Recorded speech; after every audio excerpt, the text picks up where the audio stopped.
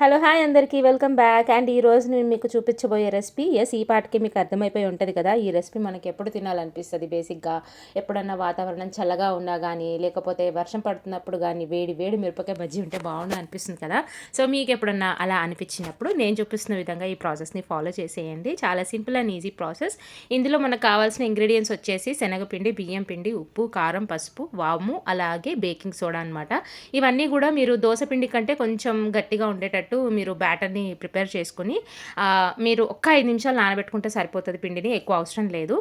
Baking soda వేసాం కాబట్టి మిరపకాయలు కూడా మంచిగా ఫ్లఫీగా వస్తాయి అనమాట. సో దీంట్లోకి ఇంకా టేస్ట్ యాడ్ చేయడానికి కావాల్సినవి స్టఫింగ్, ఆనియన్ స్టఫింగ్ అనమాట. ఆనియన్, పల్లీలు, కొత్తిమీర, అలాగే కొంచెం ధనియాల పొడి వేసేసి ఇలా మధ్యలో చీరుకొని దాంట్లోకి స్టఫింగ్ పెట్టుకుని తింటే ఉంటుంది టేస్ట్ వేరే లెవెల్ ఉంటుంది.